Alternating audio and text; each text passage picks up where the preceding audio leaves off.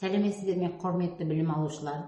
Бүгін біз бақ өсіру пәні бойынша дәрісті бастаймыз. Үшінші дәрістің тақырыбы жеміс көшеттілігі. Қарастырылатын сұрақтар: бірінші, жеміс көшеттілігі; екінші, жеміс көшетінің түрлері; үшінші, көшеттіліктің құрамдас бөлігі.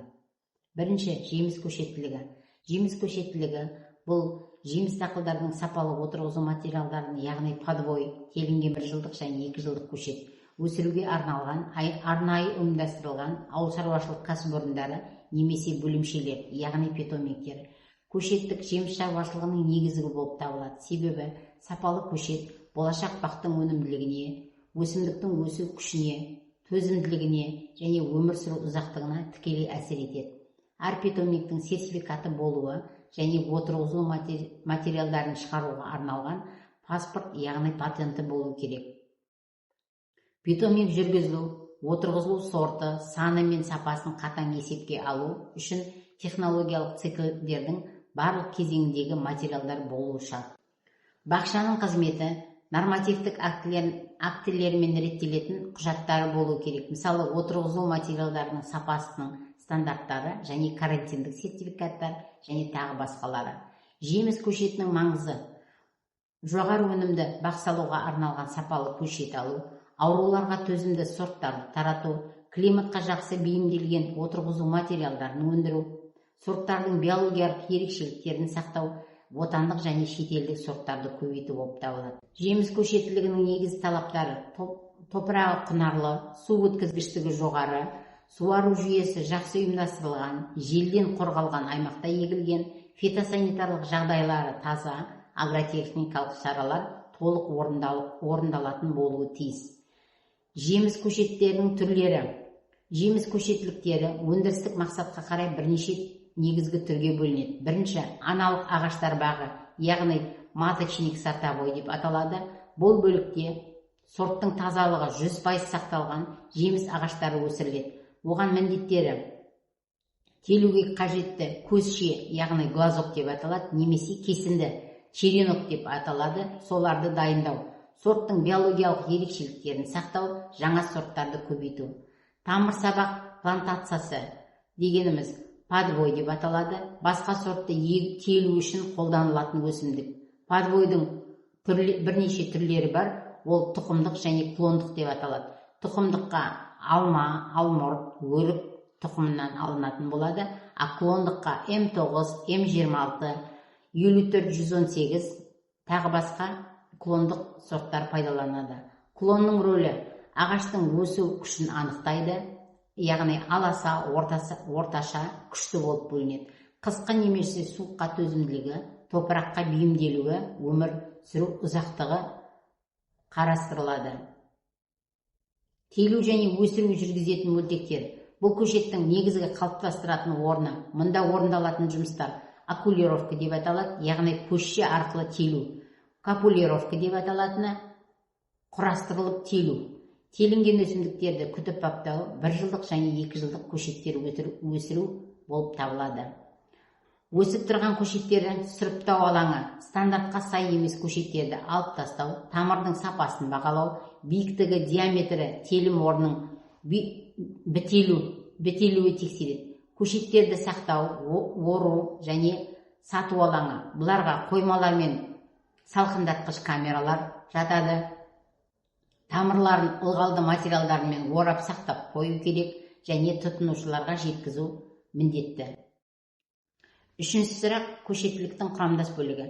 Жеміс дақылдардың сапалы тікпе көшеттерін телестеушілерді өсіру үшін осы салада жұмыс атқаратын жеке ұйымдарда, фермерлік шаруашылықта көшеттердің арнаулы бөлімдері болуы тиіс. Себебі өсімдіктердің жас кезінде сыртқы ортаның қолайсыз жағдайларына төзімділігі төмен. Оларға өсіп өнуге қолайлы жағдай жасау үшін тікпе көшеттерді алғашы 2-3 жылда арнаулы жерде өсірген жөн. Сапалы жеміс көшеттерін өсіру, шаруашылықтың қалыпты ырғақпен жұмыс істеу үшін жеміс көшеттілігінің мынандай бөлімшелері болуы тиіс. Бірінші, аналық тұқымдық бақ, аналық сорттық көбейту бөлімшелері, қалыптастыру бөлімшесі. Бірінші, аналық тұқымдық бақ. Бұл бақтың негізгі мақсаты көшеттіліктің себінді өсіретін бөлімшесінде қажетті сапалы тұқымдармен қамтамасыз ету. Бұл баққа телетуші ретінде ұсынылған жеміс өсімдіктердің табиғи түрлерімен немесе аудандастырылған дақыл сорттарының ең төзімдісі отырғызылады. Тұқымды тек жоғары өнімді, ауру зиянкестермен жарақаттанбаған, өнімді мол, сапалы аналық ағаштардан дайындайды. Бұл бақта да өндірістік жеміс бақтарында жүргізілетін алғашқы агротехникалық тәсілдерді қолданылады. Бұл бақта да күтіп баптау, ауру зиянкестермен күресу шаралары жүргізіледі. Дайындалған тұқым келешекте арнаулы себінді бөлімшелерде себіледі. Кейінгі жағдайларда бірінші танапқа да себуге болады. Екінші, аналық сорттық, яғни қалемшелік бақ. Бұл бақта аудандастырылған және болашағы мол сорттардың вирустардан тазартылған тікпек көшеттері отырғызылады. Аналық сорттың бақта бұл өндірістік бақтардан кем дегенде 0,5 километр ара қашықтықта орналастыру керек. Мұндай бақты құрғанда дақылдардың жиілігі, ал сорттардың толық қатарлармен отырғызылады. Ағаштардың діңгегі аласа етіп, бөрікпасын қалыңдатқышпен қалыптастырады. Бір түп алма немесе алма ағашының орташа 40-50 дана қалемшелер дайындауға болады. Әр қалемшеден көз сабақтау үшін 4-5 бүршік алынады. Үшінші, көбейту бөлімшесі. Бұл бөлім себінді және клонды телетушілер аналығы бөлімшесінен тұрады. Себінді бөлімшеде телетушілер тұқымынан өсіріледі. Кейіннен бұл телетушілер қалыптастыру бөлімінің бірінші танабына орналастырады. Төртінші, қалыптастыру бөлімшесі. Бұл бөлім көшеттің негізгі бөлімі болып табылады. Оның алаңға отырғызу үшін алынатын тікпе көшеттердің тапсырмасына тікелей байланысты. Бұл бөлімшеде тамыры өзіндік көшеттер өсіріледі. Мұнда бүлдіргендер мен құлпынайлардың мұртшалары, таңқуралардың атпасабақтары жетілдіріледі және қарақаттың қалемшелері тамырланады. Сонымен қатар негізгі ұластырылған тікпе көшеттер өсіріледі. Дәрісті қорытындылай келе, жеміс көшеттерін ұйымдастыру үшін табиғи климаттық, топырақтық, экономикалық жағдайларды мұқият зерттей отырып, учаскені таңдаған жөн.